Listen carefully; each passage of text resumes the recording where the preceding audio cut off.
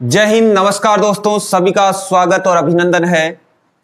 आज के इस सेशन में सभी से रिक्वेस्ट है, वीडियो को ज़्यादा से ज़्यादा शेयर करें, चैनल को सब्सक्राइब करें और वीडियो को अंत तक देखकर लाइक करें। जैसा कि हमने पिछले वीडियो में पढ़ा था कि आमेर राजवंश है, उसकी स्थापना और उसके वंश के बारे में हमने पढ़ा था। आज पढ़ेंगे जो सबसे प्रतापी शासक आते हैं, जिनका नाम आता है पृथ्वीराज कछवाहा है, उसके बारे में आज पढ़ेंगे हम लोग। तो पृथ्वीराज कछवाहा है, लास्ट वीडियो में हमने यहीं तक छोड़ा था। पृथ्वीराज कछवाहा है, इनके बारे में जानना इसलिए जरूरी है क्योंकि इसके समकालीन क्या होता है, दिल्ली की और अपने राजस्थान की कुछ स्थिति विशेष थी और इतिहास की दृष्टि से बड़ी महत्वपूर्ण है। तो ध्यान देना है, इनका जो शासन काल है वो 1500, इनका राज्याभिषेक 1503 में होता है और 1527 तक ये शासन करते हैं आमेर की रियासत पे। तो आमेर के राजा है पृथ्वीराज कछवाहा।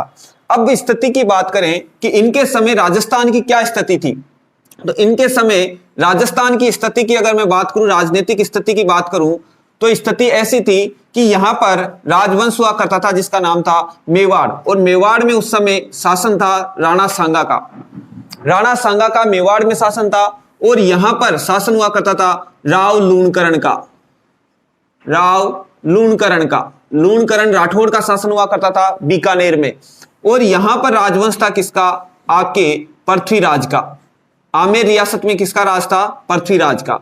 मैंने बताया था कि शुरुआत में जो आपके कछवाहा राजा है ये आपके चौहानों के सामंत हुआ करते थे, लेकिन बाद में ये गुहिलों के अधीन रहते हैं, इनके सामंत बनकर रहते हैं। और आप सभी को पता है कि राणा सांगा को हिंदू पथ कहा जाता है। हिंदू पथ कहा जाता है क्योंकि इनके अधीन सभी राजाओं ने एक साथ होकर विदेशियों को भारत से खदेड़ने का क्या है, एक प्रयास किया था। अब बात कर लेते हैं पृथ्वीराज कछवाहा। तो पृथ्वीराज कछवाहा का शासनकाल ये रहता है। पृथ्वीराज कछवाहा का जो विवाह है वो होता है राव लूणकरण की पुत्री, जिसका नाम आता है, इसकी पुत्री थी जिसका नाम आता है आपके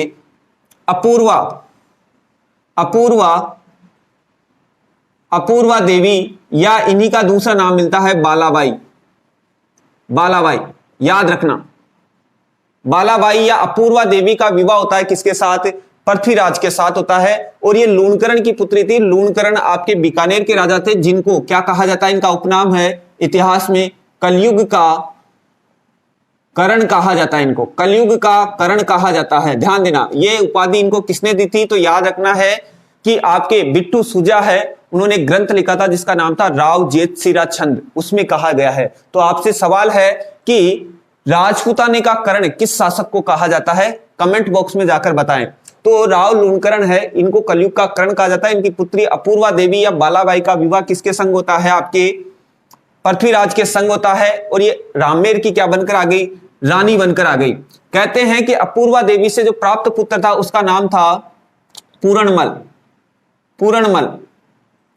और जो आपके पृथ्वीराज थे, वो आपके पृथ्वीराज जी थे, वो अपूर्वा देवी के ज्यादा क्या थे, प्रभाव में थे। तो कहते हैं पूरणमल इनका 18वां पुत्र था और इन्हीं को आगे जाकर क्या बनाया जाता है, उत्तराधिकारी भी बनाया जाता है। इनका अगला उत्तराधिकारी किसे बनाया जाता है, पूरणमल को बनाया जाता है। याद रखना ये बात, पूरणमल। तो कहते हैं कि पृथ्वीराज के समय में अपूर्वा देवी ने क्या किया था, यहां आमेर के अंदर एक मंदिर बनाया था जिसका नाम आता है लक्ष्मी नारायण का मंदिर। लक्ष्मी नारायण का मंदिर बनाया। लक्ष्मी नारायण मंदिर का क्या करवाया, इन्होंने निर्माण करवाया। किसने, आपकी अपूर्वा देवी ने करवाया। अपूर्वा देवी थी, इनके साथ इनके एक गुरु आए थे जिनका नाम आता है, अपूर्वा देवी के साथ आए थे गुरु थे इनके, उन गुरु का नाम आता है आपके कृष्णदास जी। कृष्णदास पहयारी, ये इनके गुरु थे, ये आए थे इनके साथ। और ये रामानंद संप्रदाय के प्रमुख प्रवर्तक थे उस समय उत्तर भारत में। तो ये आए थे और इन समय पृथ्वीराज के जो कह सकते हैं कि इनके गुरु थे, जो आध्यात्मिक गुरु थे पृथ्वीराज जी के, उनका नाम था योगी चतुरानाथ थे। और ये नाथ संप्रदाय के थे। तो उस समय आप सभी को पता होगा कि अपने राजस्थान के अंदर सर्वाधिक नाथ संप्रदाय का प्रभाव था, तो योगी चतुरानाथ जी थे। तो योगी चतुरानाथ जी का और कृष्णदास जी का दोनों का क्या होता है, शास्त्रार्थ होता है। उसमें कृष्णदास जी ने हरा दिया किसको, चतुरानाथ जी को। और इस प्रकार से जो आपके कृष्णदास जी हैं, इन्होंने जयपुर के पास में एक जगह है जिसका नाम पड़ता है गड़ता तीर्थ, गड़ता जी पीठ की क्या की स्थापना की, गड़ता जी पीठ की स्थापना की आपके किसने, कृष्णदास जी पैहारी ने। और यहां पर गलता जी पीठ की स्थापना की। गलता जी को कहा जाता है हमारे मंकी वैली, राजस्थान के अंदर मंकी वैली के नाम से जाना जाता है। और यहां पर रामानंद संप्रदाय की प्रमुख पीठ है राजस्थान की, जयपुर में, ध्यान देना है। इसके बाद कहते हैं कि पृथ्वीराज है, इनके इतिहास में बड़ा ही एक अच्छा सवाल पूछा जाता है कि इनके कुल 12 पुत्र थे। वैसे 12 पुत्रों में इन्होंने अपने राज्य को बांटा था, कुल 12 पुत्र थे इनके। 12 पुत्रों में इन्होंने अपने राज्य को बांटा। इस वजह से 12 कोठी प्रथा या 12 कोठी की जो परंपरा है वो इन्हीं के शासनकाल की चर्चा का विषय रही थी। या कैसे थे, 12 कोठड़ियों में इन्होंने अपने शासन को बांटा था, अपने पुत्रों में बांटा था। इसलिए 12 कोठी या 12 कोठी प्रथा है वो किस इतिहास यानी किस राजा के शासनकाल से जुड़ी हुई है, वो पृथ्वीराज से जुड़ी हुई है, ध्यान देना है। इसके बाद होता है पृथ्वीराज ने क्या किया कि विशेष बात क्या है इनकी और विशेषता क्या है इनकी, वो भी जान लेते हैं। अब मैंने बताया था कि ये सामंत हुआ करते थे किसके, गुहिलों के। तो गुहिल राजा उस समय कौन था, सांगा थे। अब सांगा जब इस समय थे तो कहते हैं कि सांगा के समय में आप सभी को पता है कि देश के अंदर 1526 के अंदर मुगल बादशाह जिसका नाम था बाबर, बाबर ने आक्रमण कर दिया था पानीपत के युद्ध पे। पानीपत का युद्ध हुआ और पानीपत के युद्ध में दिल्ली के सुल्तान को हराकर वो बढ़ रहा था किधर की तरफ, सांगा की तरफ, क्योंकि उसका अगला टारगेट क्या था, सांगा को हराना। और उत्तर भारत में उस समय जो सबसे ज्यादा प्रतिष्ठित राजा था वो कौन था, आपका सांगा जी थे। तो जब बाबर बढ़ रहा था किधर की तरफ, राजस्थान की तरफ, तो कहते हैं कि खानवा के पास में जो भरतपुर में एक प्रसिद्ध मैदान है जिसका नाम आता है खानवा, खानवा का युद्ध होता है। उस खानवा के युद्ध में ध्यान देना है पृथ्वीराज कछुआ था जो किधर की तरफ से भाग लेता है, आपके आमेर रियासत की तरफ से भाग लेता है। ध्यान देना है आमेर रियासत की तरफ से खानवा के युद्ध में भाग लेने वाला जो राजा है उसका नाम क्या आता है, पृथ्वीराज आता है। और साथ में इनके पुत्र थे जिसका नाम था जगमाल, उसने भी इसमें भाग लिया था। जब सांगा इस खानवा के युद्ध में, खानवा का युद्ध लड़ा गया था आपके सभी को पता है 17 मार्च के दिन, 17 मार्च 1527 को लड़ा गया था। और इस युद्ध के अंदर, खानवा के युद्ध में घायल हो गए थे कौन, आपके सांगा। जब घायल सांगा को युद्ध भूमि से निकालकर बाहर लाने का जो काम है वो किसने किया था, पृथ्वीराज ने किया था, पृथ्वीराज कछुआ ने किया था। और पृथ्वीराज कछुआ के कहने पे ही बाद में इनको बसवा में लाकर इनका क्या किया गया था, उपचार किया गया था। और पृथ्वीराज कछुआ के बारे में बताया जाता है कि ये खानवा के युद्ध में वीर गति को प्राप्त हो गए थे, ये कहा जाता है इनके बारे में। तो ये बातें अपने को याद रखनी है पृथ्वीराज कछुआ के बारे में। आप इनको नोट्स बनाकर चल लेना कि पृथ्वीराज कछुआ है, इनका शासनकाल 1503 से 1527 है। इनकी रानी का या इनकी पत्नी का नाम क्या है, अपूर्वा देवी, या जिनका दूसरा नाम क्या है, बालाबाई है। बालाबाई राव लूणकरण की पुत्री है और राव लूणकरण बीकानेर के राजा हैं जिनको क्या कहा जाता है, कलयुग का कर्ण कहा जाता है। किसने कहा, तो नोट लगा कर लिख देना कि बिट्टू सूजा थे, उन्होंने राव जयसिरा छंद है उसमें कहा था। इसके बाद याद रखना है कि अपूर्वा देवी ने आमेर के अंदर आपके लक्ष्मी नारायण का मंदिर बनवाया। और इनके गुरु थे जिनका नाम था कृष्णदास जी पैहारी, उनका और पृथ्वीराज जी के जो गुरु थे योगी चतुरानाथ, इन दोनों के बीच में शास्त्रार्थ हुआ, जिसकी वजह से शास्त्रार्थ में हारने की वजह से इन्होंने क्या किया, गलता जी पीठ की स्थापना की कहां पर, जयपुर में। और रामानंदी संप्रदाय की इन्होंने मुख्य पीठ यहां पर स्थापित कर दी। और इसकी अन्य पीठ है वो है रेवासा सिक्कर के अंदर, आप सभी को पता है अग्रदास जी ने वहां पर इसकी स्थापना की थी। और इसके बाद में होता यह है कि पृथ्वीराज जी के शासनकाल में देश के अंदर आपके आमेर के जब ये राजा थे उसी समय ध्यान रखना है देश के अंदर बाबर का आक्रमण हुआ था। और बाबर ने जब आक्रमण किया तो उनकी तरफ जो सांगा थे, सांगा की तरफ से लड़ने वाले आमेर के जो राजा थे उनका नाम क्या आता है, आपके पृथ्वीराज कछुआ, और पुत्र इनका जगमाल था। और घायल सांगा को उस मैदान भूमि से निकालने का काम भी इन्होंने किया था। और विशेष तौर से पृथ्वीराज कछुआ के बारे में कहा जाता है कि इनका क्या था, वहां पर वीर गति को, लड़ते हुए वीर गति को प्राप्त हो गए थे। तो इस प्रकार से इनके बारे में जानकारी रखना है। और इनके उत्तराधिकारी कौन थे, आपके पूरणमल। तो ध्यान रखना इनके उत्तराधिकारी कौन है, पूरणमल। और ये अपूर्वा देवी के पुत्र थे। और इनके प्रभाव में रहने के कारण क्या है, इनको क्या बनाया जाता है, उत्तराधिकारी बनाया जाता है, ध्यान देना है। अब बात कर लेते हैं इनके बाद के इतिहास की। इनके बाद के इतिहास में आमेर में क्या क्या बदलाव होते हैं उसके बारे में देखिएगा।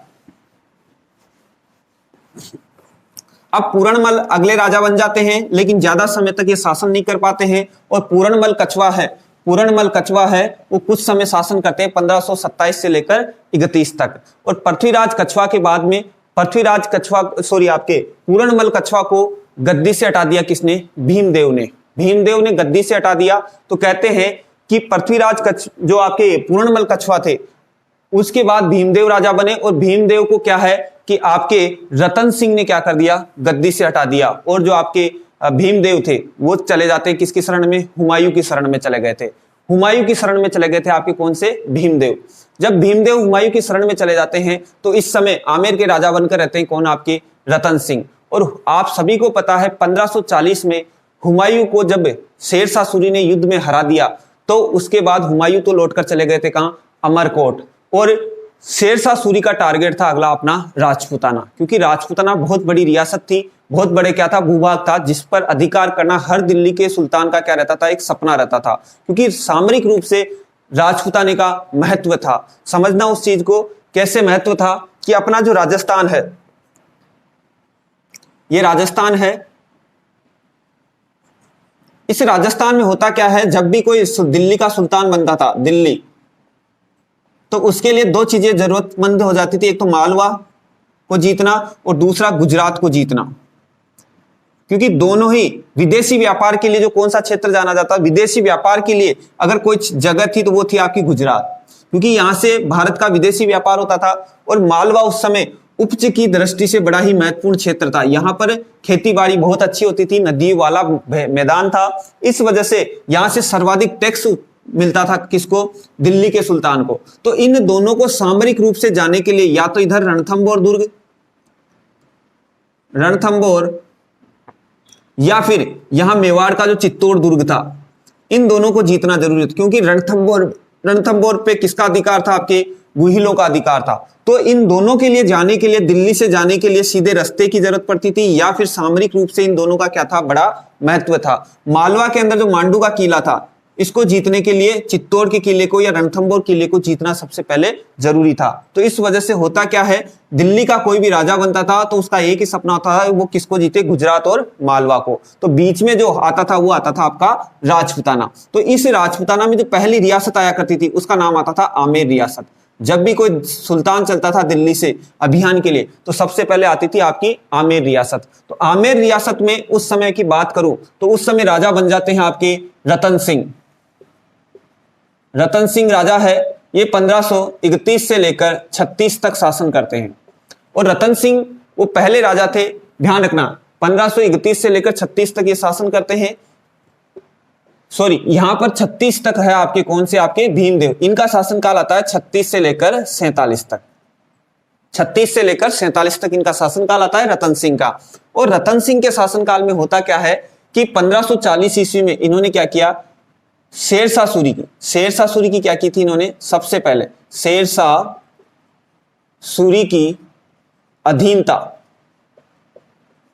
स्वीकार करने वाला ये पहला राजा था। कहां का? आमेर का पहला राजा था जिसने शेरशाह सूरी की अधीनता स्वीकार की, क्योंकि दिल्ली से शेरशाह सूरी का अगला टारगेट क्या था? आपका राजपूताना। तो इसने क्या किया? पहले ही शेरशाह सूरी से क्या कर ली? अधीनता संधि कर ली। और शेरशाह सूरी फिर किधर निकल गया? आपके चित्तौड़ की तरफ जाने वाला था, लेकिन उदय सिंह ने पहले ही अपने दुर्ग की चाबियां किसके पास भेज दी? शेरशाह सूरी के पास में। तो उस समय फिर यहां मारवाड़ के उस समय राजा थे राजा मालदेव को 52 युद्धों का विजेता कहा जाता है। तो मालदेव उनका अगला टारगेट था किसका? शेरशाह सूरी का। तो इस वजह से कहते हैं कि शेरशाह सूरी फिर कहां लौट गए थे? आपके मारवाड़। और आप सभी को पता है एक बड़ा प्रसिद्ध युद्ध होता है गिरी सुमेल का युद्ध, ठीक है? तो वो बातें करेंगे मारवाड़ के इतिहास में। तो इनकी शेरशाह सूरी की अधीनता स्वीकार करने वाला राजा कौन था? आपका रतन सिंह था, जिनका शासनकाल 36 से 47 रहता है। और रतन सिंह के ही चाचा हुए थे जिनका नाम आता है सांगा। इनके चाचा का क्या नाम था? सांगा कछवा थे इनके चाचा। इन्होंने क्या किया था? उस समय के जो मोजमाबाद के पास का जो क्षेत्र था, उस क्षेत्र के स्थान पर इन्होंने सांगानेर कस्बा बसाया। सांगानेर जो कस्बा है उसकी स्थापना या उसको बसाया किसने था? आपके सांगा कछवा ने बसाया था और ये आपके रतन सिंह के क्या थे, चाचा थे। तो इस प्रकार से रतन सिंह की 1547 में क्या होती है, हत्या कर दी जाती है इनके भाई जिसका नाम था आस्करण के द्वारा। आस्करण के द्वारा इनकी क्या कर दी जाती है, हत्या। और आस्करण की हत्या कर दी थी किसने, आस्करण की ने हत्या कर दी थी किसकी, रतन सिंह के। किसके कहने पर, भारमल के कहने पर। भारमल जिसका नाम मिलता है बिहारी मल, जिसके बारे में अभी हम आगे चर्चा करेंगे। तो बिहारी मल या भारमल की कहने पर आस्करण ने क्या कर दी थी, रतन सिंह की हत्या कर दी। और उसके बाद में राजा बनना चाहिए था किसको, आस्करण को, लेकिन इसको अपने भाई का हत्यारा बता दिया किसने, आपके भारमल ने। और आमेर रियासत के जितने भी सामंत थे उनको अपने पक्ष में ले लिया किसने, आपके भारमल ने। तो इस वजह से भारमल अगला राजा बन जाता है। और भारमल है वो पुत्र था किसका, आपके पृथ्वीराज का। पृथ्वीराज का पुत्र था, पृथ्वीराज कछवा का पुत्र था। तो ये आगे चलकर कहां का राजा बनता है, आपके आमेर का। तो अब हम पढ़ेंगे किसके बारे में, भारमल के बारे में, बिहारी मल के बारे में, क्योंकि बड़ा ही इंपॉर्टेंट राजा है ये अपने राजस्थान का, आमेर का, जिसके बाद में अपने राजस्थान की जो ऐतिहासिक पृष्ठभूमि है वो बिल्कुल बदल जाती है। ठीक है, तो इसके बारे में अभी हम चर्चा करते हैं, किसके बारे में, भारमल के बारे में। तो राजा भारमल के बारे में आप इसका स्क्रीनशॉट लेना और ये 2-3 बातें याद रखनी है। शेरशाह सूरी की अधीनता स्वीकार करने वाला पहला राजा कौन था, आपका रतन सिंह, ध्यान देना है। और मेवाड़ का कौन था, उदय सिंह, ध्यान देना है। अब इसके बाद आगे हम चर्चा करते हैं किसकी, बिहारी मल की या भारमल की। या छोटी सी बात बता देता हूं कि देखो आपने देखा होगा कि आमेर है, आमेर के ज्यादातर राजा थे, किसी का बिहारी मल, किसी का पूरणमल, कई सारे ऐसे नाम मिलते हैं, एक साथ ही मल नाम है। तो एक बार क्या हुआ, एक छोटा सा किस्सा है, एक बार क्या हुआ, एक व्यक्ति था, तो उसके सभी बच्चों का नाम क्या था, किसी का गिरधर था, किसी का क्या था, गजोदर था। तो सभी के पीछे क्या था, उपनाम उनका क्या था, मुरलीधर था। ऐसे धरीधर के नामकरण थे। तो उसके 2 जुड़वा बच्चे हुए, तो उनको लेकर वो पंडित जी के पास गया। पंडित जी ने बोला कि पंडित जी महाराज इनके नाम निकालो, लेकिन इनके पीछे क्या होना चाहिए, धर नाम होना चाहिए। तो पंडित जी ने कहा कि चलो इनके तो मैं नामकरण कर देता हूं। तो उन्होंने कहा कि एक काम कर, एक का नाम रख ले इधर और दूसरे का नाम क्या रख लो, उधर। तो इस प्रकार से उनका तो नामकरण कर दिया, लेकिन उस आदमी के मन में शंका है कि पंडित जी महाराज अगर अगला और बच्चा हो गया तो उसका नाम क्या रखेंगे। तो पंडित जी ने कहा कि बेटा मैं तुम्हें एक ही सलाह दूंगा कि अब तू सुधर। ठीक है, तो देखिए बात करते हैं आपके किसके बारे में, राजा भारमल के बारे में।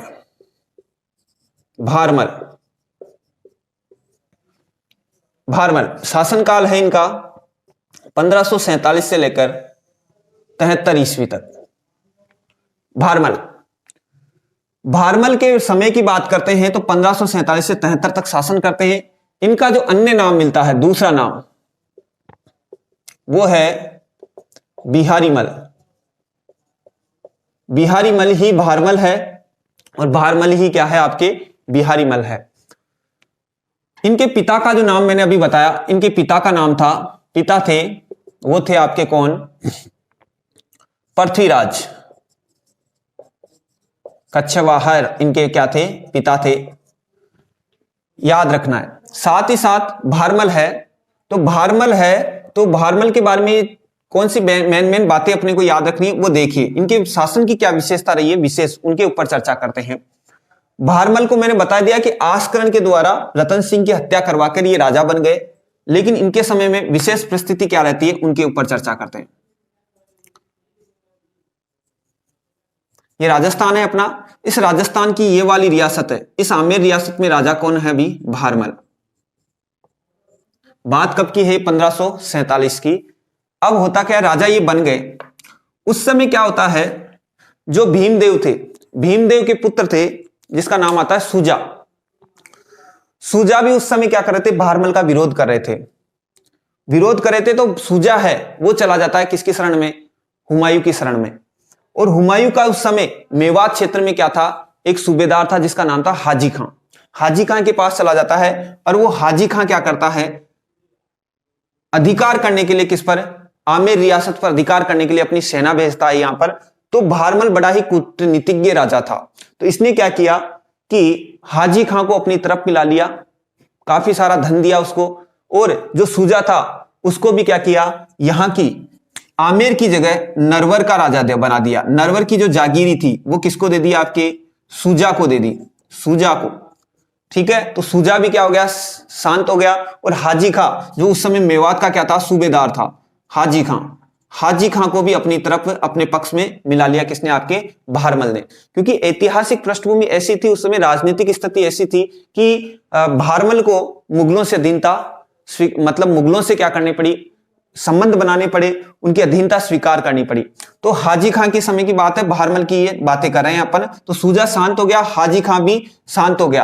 अब होता क्या है, भारमल के समय में यहां आसपास मैंने बताया था कि जो यहां का जो शासन हुआ करता था पहले मीणाओं का हुआ करता था। तो उस समय क्या है, भारमल के ग्रह क्लेश होने की वजह से या इसकी राजनीतिक स्थिति सही ढंग से सुदृढ़ ना होने की वजह से मीणाओं ने भी धीरे धीरे क्या है, उत्पात मचाना शुरू कर दिया था।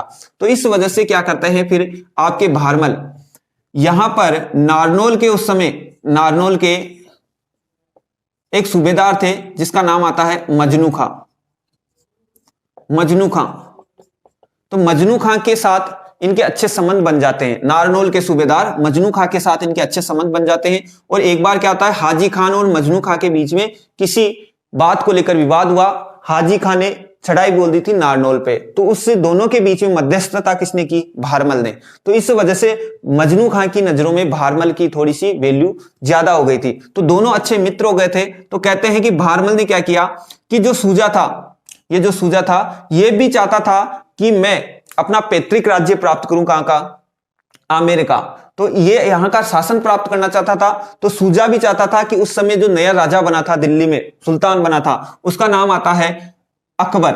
दिल्ली का जो राजा बन गया था वो बन गया था अकबर। और आप सभी को पता है 1556 से लेकर 1605 तक इन्होंने शासन किया था दिल्ली में। तो 1556 में जब ये राजा बने तो कहते हैं कि भारमल मजनू खां की सहायता से पहली बार मुलाकात किससे करता है? अकबर से।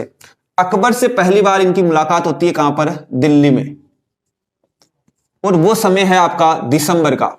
दिसंबर 1556 की बात है, इन दोनों की मुलाकात होती है यहां पर मजनू खां की सहायता से। यहां पर अकबर एक हाथी पर बैठा हुआ था जो बड़ा ही मदमस्त था। और अकबर उस मदमस्त हाथी को भारमल की सहायता से क्या करवाता है? नियंत्रित करता है। तो भारमल के इस कौशल बल से वो क्या है? बड़ा प्रभावित होता है और एक तरह से नजरों में आ जाता है। कौन? भारमल। किसके में? अकबर की में, मजनू खां की सहायता से। तो इस प्रकार उनकी पहली मुलाकात हुई थी।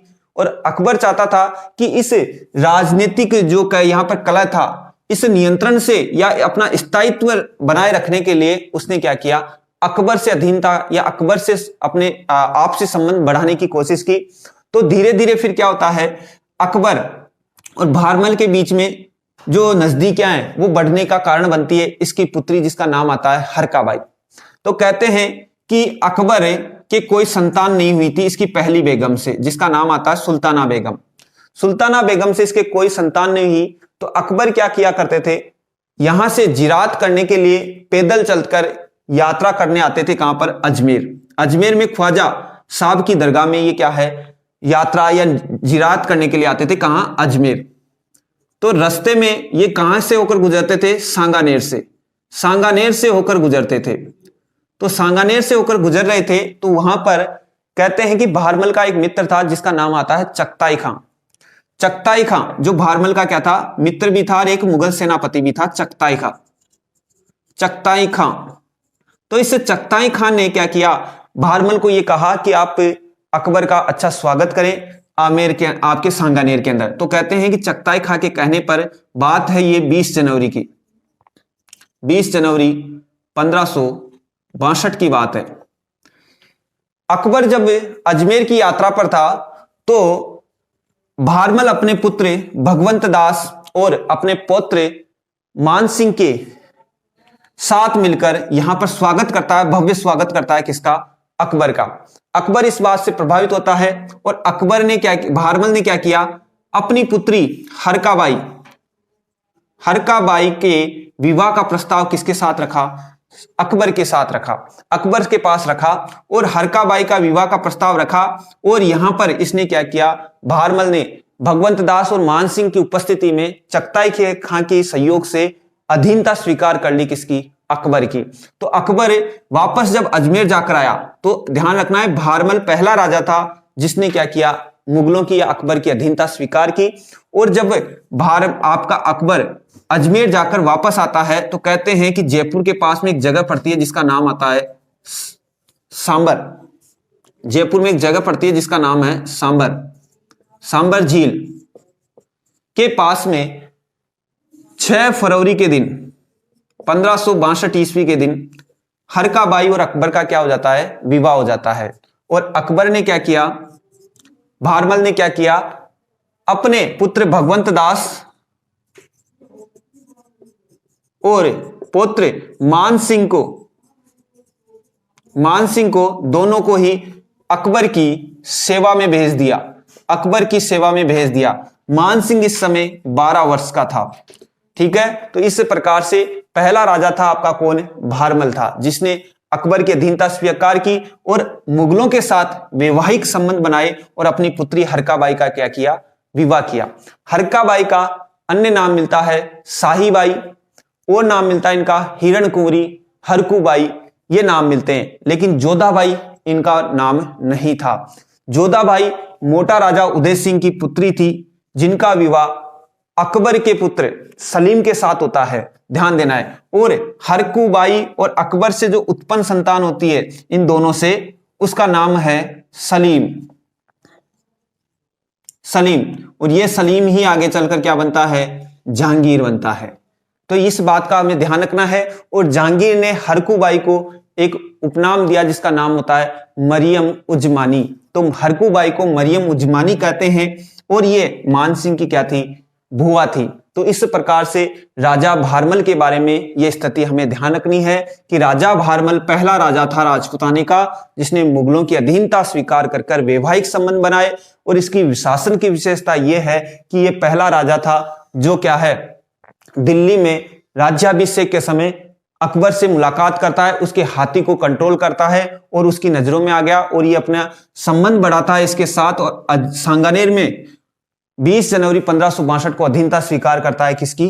अकबर की। और हरकाबाई और अकबर का विवाह सांबर झील के किनारे 6 फरवरी 1562 को होता है, ध्यान देना है। और अपने पुत्र भगवंत दास और पौत्र मान सिंह को अकबर की सेवा में भेज देता है। इस बात से खुश होकर अकबर ने भारमल को राजा की उपाधि दी, साथ ही अमीर उल उमरा की उपाधि दी और इनको 5000 की जात और 5000 का ही क्या दे दिया? मनसबदार। एक तरह से ऊंचे पदों की या कह सकते हैं सेना के अंदर अच्छी रैंक पर इनको प्रतिस्थापित कर दिया।